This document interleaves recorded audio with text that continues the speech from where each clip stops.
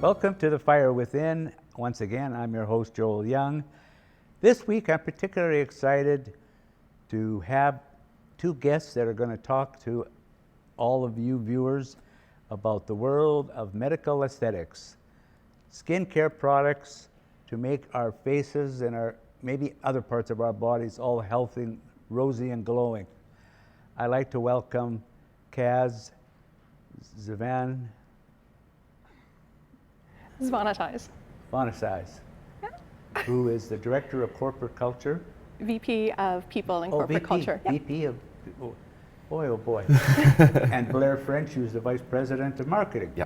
Have I got it now? You got Welcome. it. Yeah. Welcome. Thank you. Thank Here you. we are on a Thursday morning in beautiful downtown Kelowna, and we're going to talk about your company. First of all, and I'm just going to throw it out for either one of you to answer, what is Intraline?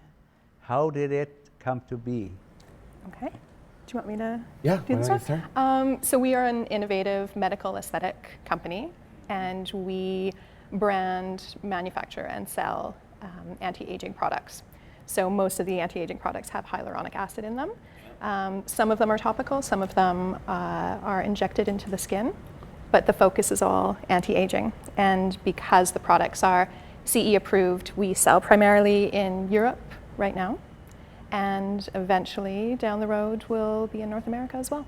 I think one of the things is that what our products are right now are all natural products. So hyaluronic acid is something that occurs in every cell in the human body, and hyaluronic acid is responsible for volume creation. So as you age, you are simply losing the ability to produce that hyaluronic acid. And so we look at our products as replenishing that. Yep. So they're very safe, there's very low risk involved. And one thing about our flagship products, which is our derma fillers, is that they are reversible if you're not happy with the results of the actual treatment. Oh, really? Oh, for heaven's sakes. Yeah. Oh, that is intriguing. Okay, let's talk for a minute now about the origin of the company. Because out of the blue, all of a sudden, Intraline, and people look at each other like, huh? What are you talking about? And it's funny, I'll tell the viewers now with tongue in cheek.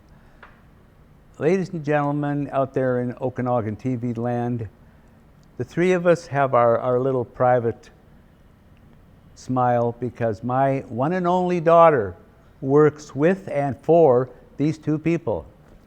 And one day I went to the location in Kelowna where these two people and my little daughter work, and lo and behold, next door was a company that I've known for several years, AquaSure bathtubs. So it was kind of amusing to me, and I had to go in there. Once I saw AquaSure, I had to go in because I've known the lady that runs the place for probably 6-7 years when she started her business downtown a little bit further around Lawrence area. So that was quite amusing to me. Talk to us about the founder. So Terry Fraser is the president and founder. Fraser. Mm-hmm. And he was trained as a pharmacist. He had a pharmacy in Manitoba, where he's from. And eventually he got into, online medical device sales. So once he was doing that, he realized, I can be located pretty much anywhere in Canada. So where do I want to be? So Kelowna, obviously, for many reasons, is an ideal location. So he moved his family probably about 7 or 8 years ago to Kelowna and hasn't looked back. So he got to the point where he really wanted to focus on his own product, something that he could take, brand, market, and sell as his own line. So that's where kind of the search for a product came, and through his contacts he was introduced to a manufacturing facility in Sweden, and Intraline was born out of that. Yeah. So then he brought on Reese Tomlinson, who is our CEO, also from Winnipeg as well. So Reese and his wife moved out here probably a couple of years ago now, So that was kind of the founding team, and I had worked for Terry as his executive assistant for a couple of years. So I moved with him to Intraline when he started that.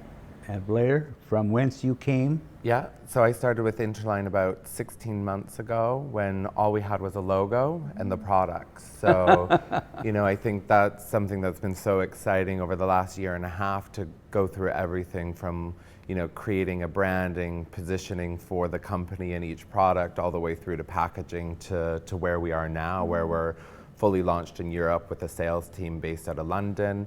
And it's just been a huge, leaps and bounds for the last 16 months. And it's been great because, there's such a great opportunity here in the Okanagan for startups. There's a lot of great talent pool moving here that are looking for opportunities. So much buzz is around the tech industry, but I don't think what people realize is there's so much more going on in the Okanagan. Absolutely. And that's why I'm excited, to have an opportunity to come on, on a show like this to talk about what else is going on here, right here in our backyard. Well, I know one of the things that inspired me to talk to the management of Shaw about a series of this nature, I call myself the David Letterman of entrepreneurship, and is because of all the changes that are occurring. As funny as it sounds, hardly a day that goes by that I don't meet or hear of someone in the technology industry. Yeah. That fascinates me. And on the show recently, I had the founder of an entity that's called Collab, which is Shane Austin, which is a small little pocket of fledgling young entrepreneurs. And when you go over to Accelerate Okanagan, which, as we all know, is very close to where we're seated, the offices are full of young men and young women glued to computer workstations. It's like they're transformed or mesmerized. They're just looking at the screen, and their fingers are going 90 miles an hour, and they're working on their projects. Yeah. That absolutely fascinates me. Well, and I think too, you're seeing a little bit of a mass exodus out of the bigger cities. A lot of these kind of startup companies can't afford to, unless they have the appropriate funding or backing right from the get-go, it isn't feasible for them to be based in Vancouver, Calgary, or Toronto. But what they're now starting to realize, there are these kind of hubs that are outside of those cities that they should be exploring. And I think with that, Kelowna's kind of entrepreneur, history is only going to get stronger and bigger and more exciting as more companies are looking for options. Well, you hit the nail on the head when you used the word hub, because that's exactly the word that I constantly hear. Okanagan is a technology hub, technological entrepreneur hub. And people make no mistake about it. They're unabashed about saying, we're part of an entrepreneurial culture. If it's not a culture that's in existence, it's a culture that's about to be. You made a good point, is that we're kind of known as a technological hub for startups. Yeah. I rather just be known as a hub for startups. Yeah. I want to remove the word technology because I think there's just so much more going on. I was talking to someone who runs like a geo-targeting type company out of here as well last week, is that there's so much more going on, and I think we need to celebrate that. And Absolutely. I think in the case of Intraline, is everything can be, although we're mainly in Europe right now, with the long-term goal to come to Canada and the US, is that everything can be managed and done through our offices here. And We're not globally. limited. It's global, and I think that's how the world is moving to. Please excuse my ignorance. What's the holdup? What is the holdup for people like the two of you to stand out in the street and say, we are here? Well, This I mean, is we who don't we are. sell our products here, so I guess that's part of it. Would you repeat that? We don't sell our products in North Yeah, America yeah. yet, so that's part of the issue. In order to do that, we need to have FDA approval. So that process in itself is, quite lengthy and expensive. So that's kind of a few years down the line. But I mean, for now, we're excited to do business in Kelowna and be a part of the community. But in terms of getting our product out there, we're simply not there yet. So, the office here deals with any kind of HR requirements, marketing, branding, sales collateral, anything that our teams globally need, we support them here. And we are slowly getting there. I think, you know, one of the things is we're trying to do things the right way rather than trying to bite off too much, you know, at one time. So I think, you know, the CEO was just covered in the Kelowna Courier, and we're slowly getting our name out within the local community. Kaz does a great job of like working with the chamber and us going to networking events and stuff like that. So it's a much more organic approach for us in how we're building our name and recognition. And that's mirrored in the UK, as we were sort of an unknown company that went into the UK market and Europe. Less than a year ago. Less Like than October. a year ago. And now, you know, our reputation amongst the medical community and the people that do our types of treatment is just slowly rising, and we're getting more and more traction. And to me, it's this kind of more natural approach to doing business. It's a bit refreshing. It's new for the aesthetics industry, especially in Europe. It's more personalized. And now we're just starting to see that traction. But that type of traction takes time. Correct me if I'm saying it wrong. Hyaluronic acid. Yeah. Everywhere I go, I hear that and see that. I'm using a skincare product on my aging face. Yeah. That's just full of that that acid, Yeah. as an eraser, so to speak. But it's an anti-aging Yeah. ingredient, if you will, isn't it? Yeah. Yeah. I think with hyaluronic acid, when you start to look at what products, the key is to kind of research the company and what they're doing. So our hyaluronic acid is non-animal derived. There are some companies that are still using animal derived hyaluronic acid. We do it through bacterial fermentation. And a lot of the creams, the differentiating factor is some are what we would call medical grade hyaluronic acid or cosmetic grade. So, you know, some of the creams that you buy at, say, your London Drugs or the different drugstores or Sephora, you do want to double check to what level of quality the hyaluronic acid is, because some companies will just put it in there because it is a buzzword. It's a buzzword. 100%. You know, for our injectable products, it's medical grade, and for our cream as well, it's medical grade. Yeah. And that's really the differentiating factor of what you should be looking for. Interesting you say Sephora, because that's where I use men's skincare products. It's called Jack Black. Have you heard of it? Either one of you? Yeah, I've been using Jack Black for 6-7 years now. It's an American-based company out of Texas, I think. And I use that, and it has, some of their products have hyaluronic acid in it. Did I get it right that time? Hyaluronic. I'm choking this morning.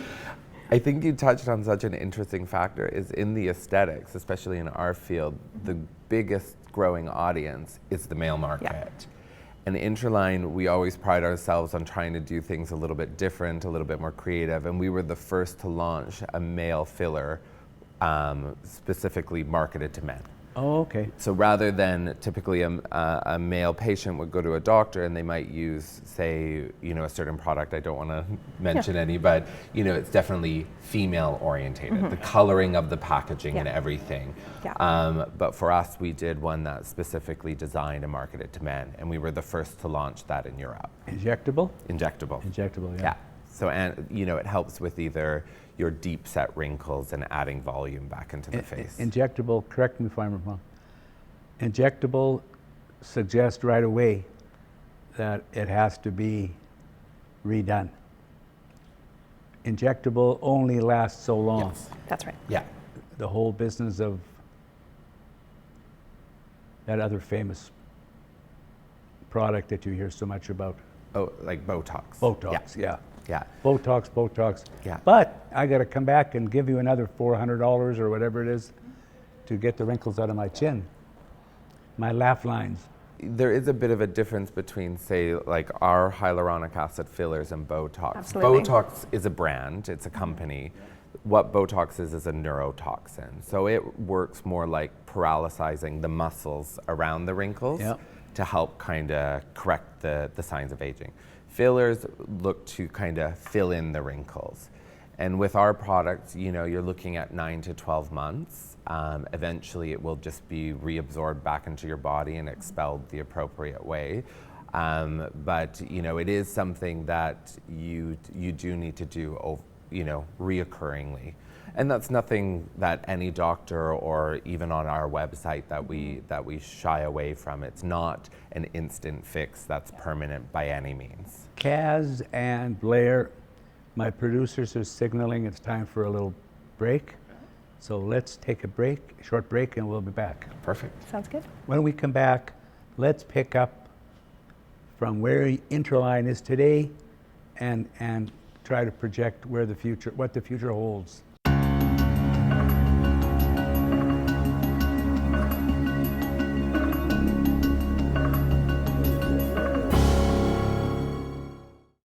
Welcome back, Kaz and Blair. Let's pick up a little bit of the conversation on the culture of the company. What goes on internally within Intraline to prompt and stimulate the culture creation? Sure. Well, we had a great opportunity, obviously, as a startup to really create something and set a foundation for something that was different and progressive.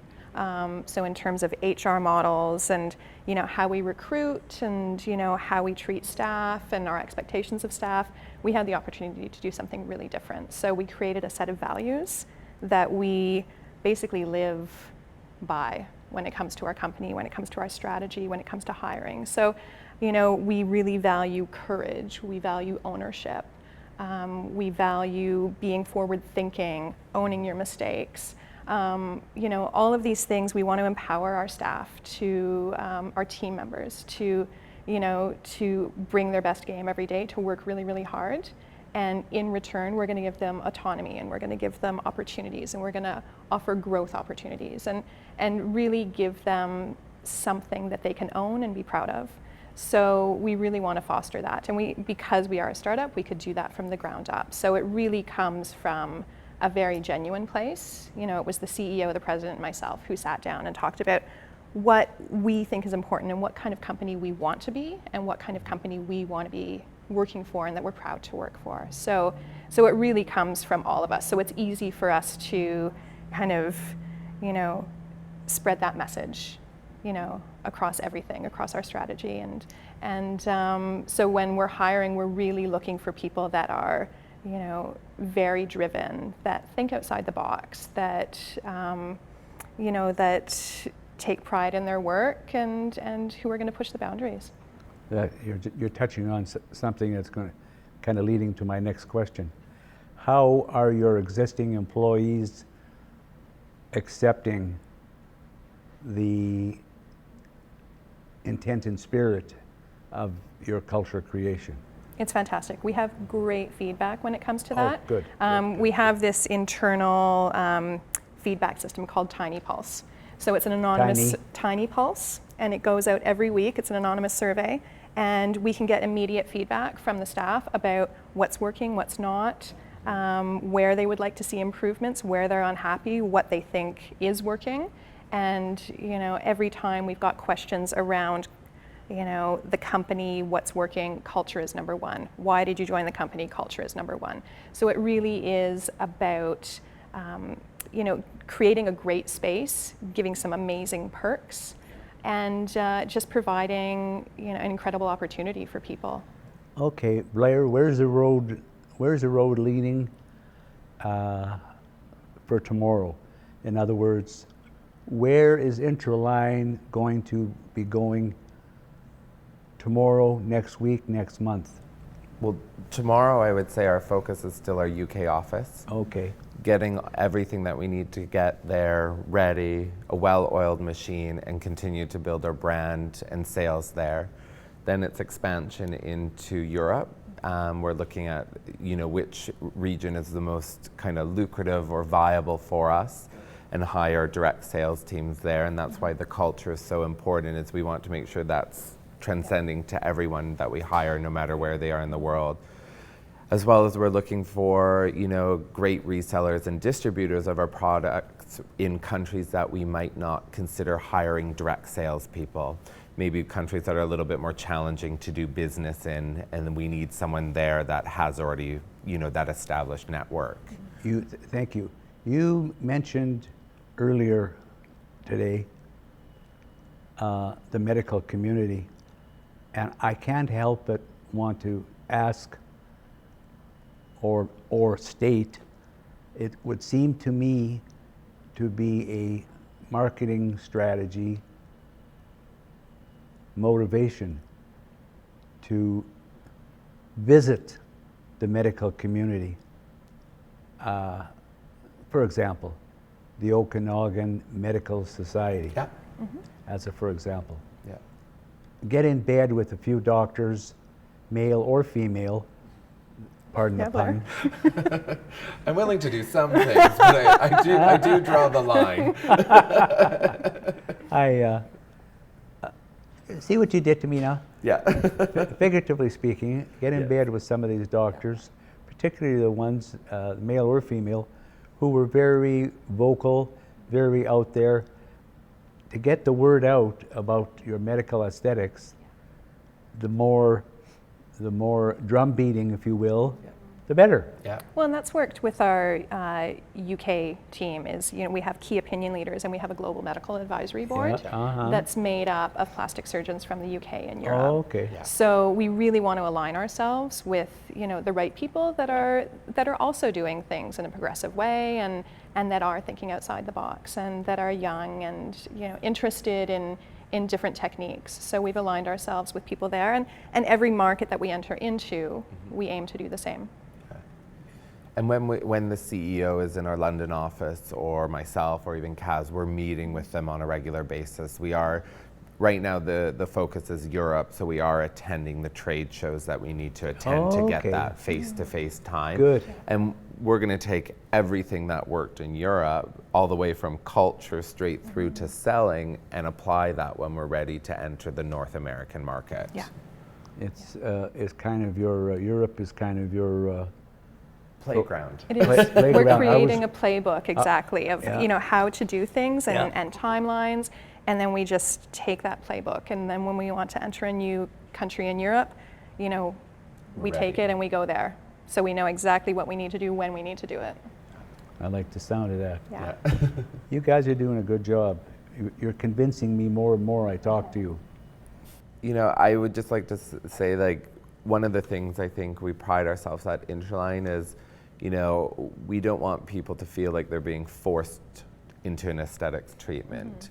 We want the person to make the decision that's right for them. Yeah. And I think the most important thing for anyone to do is to get educated, do their homework, do their research the doctor or the clinician that's doing the treatment, research the products, and just be aware. Because that's going to make sure that once if you do decide to go through with the treatment, that you are happy and you know what you're getting yourself into. It contributes to the effectiveness of the treatment Yeah. too, doesn't it? Absolutely. Yeah, and even though we're not in North America right now and we don't have Canadian doctors practicing, like, our website, Intraline.com, is a great resource for people to kind of get an understanding of what hyaluronic acid is, what a derma filler is, and what's available. And I think that's the exciting thing, is that they might not be able to use our products yet, but they can still get to know a little bit about who we are. Thank you both for coming. I've enjoyed it. I'm looking forward to one of these days trying one of your products. Oh, it's one thing I never asked, but I'm going to ask now. How many products are in your product line? That's a great question. I think right now... I try. Yeah. So our focus is our derma fillers. Yeah. And I would say within the next year, we have a lot of exciting things coming in the pipeline. Okay. So without disclosing too much. Yeah. Blair, you're so tactful. See, that's why he's in marketing. Yes. Thank you both again for coming. I look forward to seeing you again in the future. Perfect. Thank Thank you. you, Joel. Bye-bye. Bye. Well, that's it. That's a wrap for The Fire Within for this week. I'm Joel Young, your host. Till next time.